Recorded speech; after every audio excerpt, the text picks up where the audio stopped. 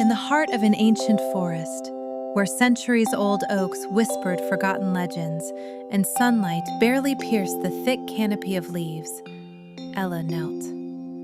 Mud stained her simple traveling dress, but she paid it no mind.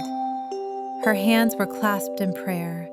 Her eyes, filled with tears and despair, stared into nothingness, and streaks of dirt and sweat lined her face.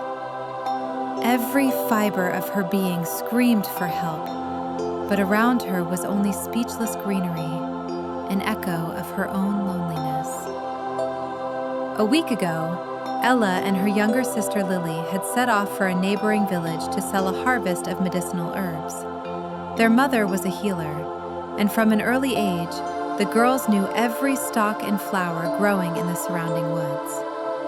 The path was long, but they knew it by heart, following a worn trail that led through the very thick of the wild forests. Lily, always giggly and carefree, chirped about the new hair ribbons they would buy with the earned money. Ella smiled, enjoying their adventure together. But on the way back, everything changed. The sky darkened with menacing speed, and a storm broke out unlike any they had ever seen. Lightning toppled an old tree directly onto their path, and terrified, Lily ran to the side, vanishing into the thicket. Ella screamed her name, her voice drowning in the claps of thunder. She searched for hours, but night fell, bringing with it cold and fear. Now, a full week later, Ella continued her search. She had walked past every stream, every ravine, every familiar boulder, but Lily seemed to have vanished into thin air. Her legs ached, her voice was hoarse from screaming, and hope was slowly fading. Hunger and thirst tormented her, but the thought of a small, frightened Lily drove her forward. She fell to her knees in this place where tree roots twisted across the ground like ancient snakes. Her gaze was full of deep, all-consuming pain that only one who has lost their most precious treasure can feel. She did not pray to a specific god or address a particular forest spirit.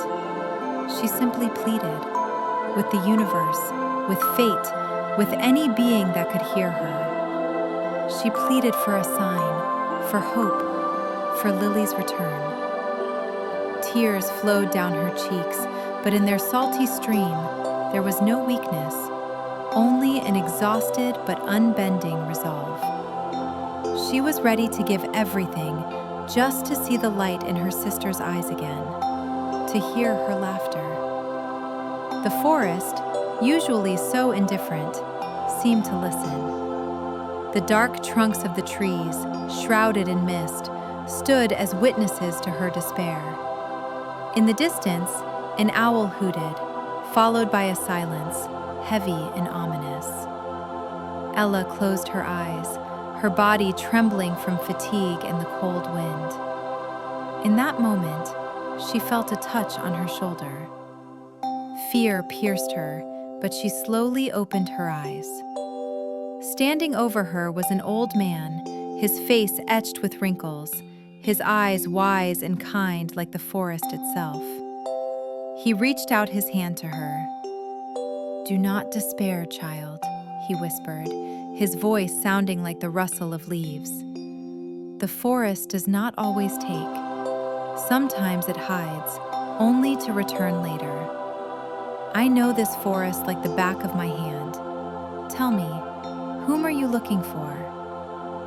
In the old man's words, there was hope, fragile, but so desperately wanted. Ella looked at him, and for the first time in a long while, a glimmer of light flickered in her eyes. Perhaps her prayer had been heard. Perhaps the forest was not as silent as it seemed.